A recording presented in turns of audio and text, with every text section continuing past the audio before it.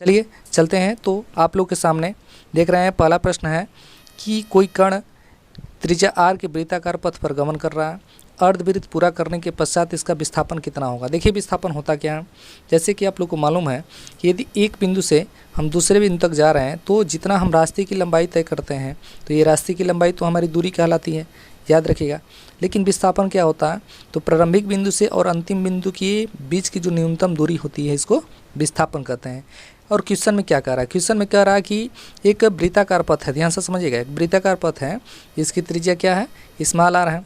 अब कह रहा है कि ये वृत्ताकार पथ पर गति कर रहा है और अर्धवृत्त दूरी तय कर रहा है। अर्धवृत्त का मतलब आधा दूरी तय कर रहा है, तो इसका विस्थापन क्या होगा। देखिए विस्थापन का मतलब ये होता है कि अपने जगह से आपने कितना हटा है, तो यहाँ से चला है और यहाँ पर चला है, तो ये जगह कितना अपने जगह से कितना हटता है, तो इसके व्यास के बराबर यानी 2r के बराबर जो होगा इसका विस्थापन होगा।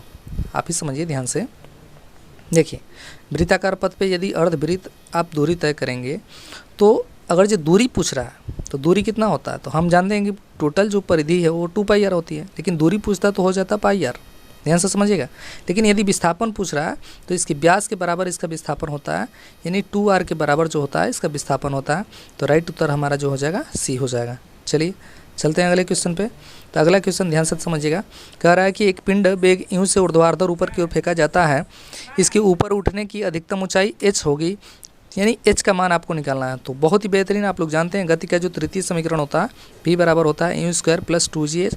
यहाँ से जब हम h का मान निकालते हैं तो हमारे पास जो समीकरण बनता है वो बनता है v square is equal to 2gh, याद रखिएगा v square is equal to 2gh, लेकिन v यहाँ दिया नहीं है, यहाँ पर दिया है u। तो यदि h का मान यहाँ से निकालेंगे तो h का मान निकालेंगे तो हो जाएगा आपका u स्क्वायर और बाई 2g, याद रखिएगा। ये बहुत ही इंपॉर्टेंट सूत्र है, याद रखिएगा इसको। तो ऑप्शन नंबर बी जो होगा हमारा राइट उत्तर होगा।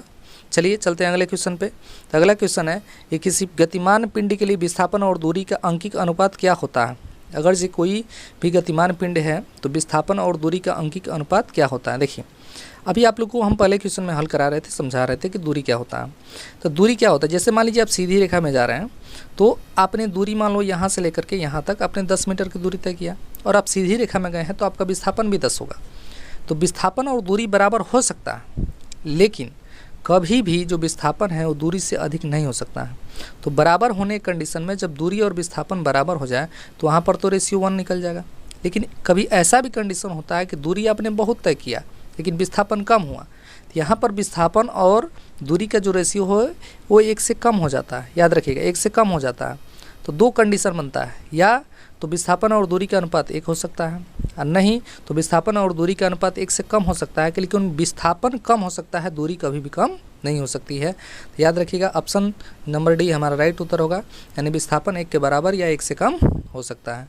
चलिए चलते हैं अगले क्वेश्चन पे।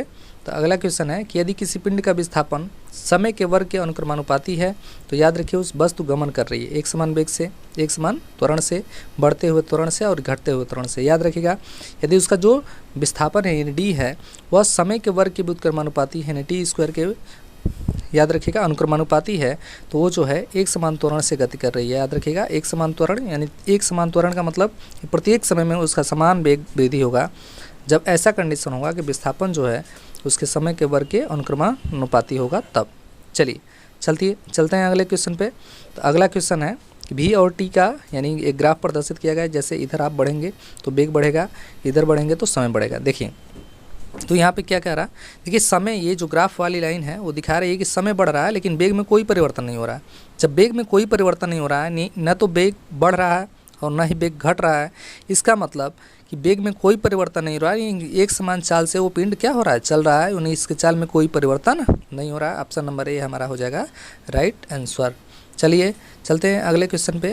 तो अगला क्वेश्चन है, कह रहा है ध्यान से समझिएगा कि मान लीजिए कोई लड़का 10 मीटर प्रति सेकंड की नियत चाल से चल रहा है, मेरी गो राउंड झूले की पर सवारी करने का आनंद ले रहा है, तो ज्ञात कीजिए वो लड़का क्या है। देखिए जब भी झूला झूला जाता है तो याद रखिए गुरुत्वीय त्वरण के अधीन ये गति होती है। तो गुरुत्वीय त्वरण के अधीन गति हो रही है यानी यहाँ त्वरित गति होती है, यानी ऑप्शन नंबर जो सी होगा वो हमारा राइट उत्तर होगा। चलिए चलते हैं अगले क्वेश्चन पे। कह रहा है कि भी टी ग्राफ द्वारा घेरा गया क्षेत्रफल किसी भौतिक राशि को निरूपित करता है जिसका मात्रक है। यानी जब भी और टी दोनों के बीच में ग्राफ बनाया जाएगा तो तो ये जिस रास को यानी प्रदर्शित करेगा उसका जो एरिया है, जैसे मान लो एक तरफ भी हो गया, इस साइड में टी हो गया और ऐसे हो गया, तो ये जो ग्राफ है वो किस चीज़ को प्रदर्शित करता है, तो उस पिंड द्वारा चली गई दूरी को प्रदर्शित करता है। जो इसका एरिया है वो पिंड द्वारा चली गई दूरी को प्रदर्शित करता है, यानी एक तरफ भी हो जाएगा, एक तरफ टी हो जाएगा और इसका जो एरिया बनेगा, जितना घेरा जाएगा, वो एक दूरी को प्रदर्शित करता है और दूरी का मात्रा क्या होता है, मीटर होता है। दूरी की मात्रा क्या होता है, मीटर होता है। चलिए आगे देख रहे हैं। आगे आपके सामने दिया गया है कि 4 कार ABCD किसी समतल सड़क पर गति कर रहे हैं, यानी सीधी सड़क पर गति कर रहे हैं, लेकिन दूरी विस्थापन दूरी समय ग्राफ चित्र 8.2, यानी इस फिगर में आपको दिखाया गया है कि दूरी और विस्थापन के मध्य ग्राफ क्या है।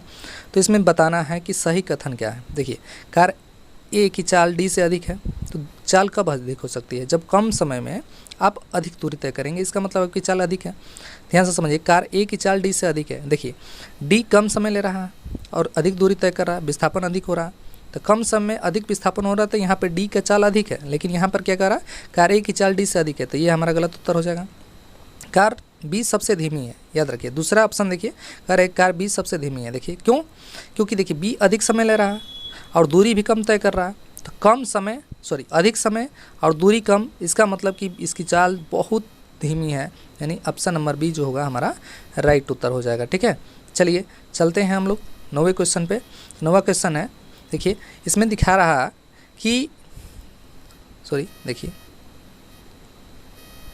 कह रहा है कि कौन सा ग्राफ एक समान गति को दर्शाता है। तो याद रखिएगा, जो ग्राफ है, ये पहला ग्राफ जो है एक समान गति को दर्शाता है। कोई भी लाइन जो सीधी जाती है तो वह एक समान गति को, एक समान त्वरण को, किसी भी चीज़ को, जब एक समान जहाँ शब्द प्रयोग आएगा, सोच लीजिए वहाँ सीधी लाइन जाएगी, यानी समान समय में जब समान दूरी तय करता है पिंड, तो उसकी चाल को यानी उसकी गति को हम एक समान गति कहते हैं। यानी ऑप्शन नंबर ए जो होगा हमारा राइट उत्तर हो जाएगा।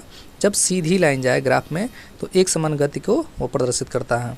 चलिए चलते हैं अगले क्वेश्चन पे। तो अगला क्वेश्चन है कि वेग समय ग्राफ का प्रवणता से क्या प्राप्त होता है। तो याद रखिए, वेग और समय से, जैसे त्वरण का परिभाषा पढ़े हैं कि वेग परिवर्तन की जो समय दर है वो त्वरण होता है, तो वेग और समय की जो प्रवणता है, जो ढाल है, उससे हमारा त्वरण प्राप्त होता है। वेग और समय की प्रवणता यानी जो ढाल है, उससे हमारा त्वरण प्राप्त होता है।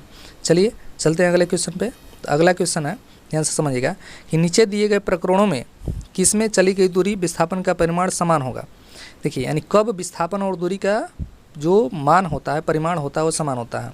तो कह रहा कि यदि कार सीधी रेखा पर गति कर रही हो, यदि कार वृत्ताकार पथ पर गति कर रही हो, लोलक इधर उधर गति कर रहा हो, पृथ्वी सूर्य का परिक्रमा कर रही हो। याद रखो, हमेशा उसी कंडीशन में जब सीधी रेखा में हम लंबाई दूरी तय करते हैं, तो इसी समय दूरी जो होता है, विस्थापन, दोनों का मान क्या होता है, बराबर होता है। तो इस वीडियो में इतना ही, मिलते हैं अगले वीडियो में। तब तक देखते रहिए आप लोग का अपना चैनल रुद्रा कंपटीशन। चैनल पर नए हैं तो प्लीज़ चैनल को सब्सक्राइब कर लीजिएगा। यदि आप यहाँ तक देखते हुए वीडियो आ गए हैं तो कमेंट करके ज़रूर बताइए कि वीडियो आपको कैसा लगा। धन्यवाद।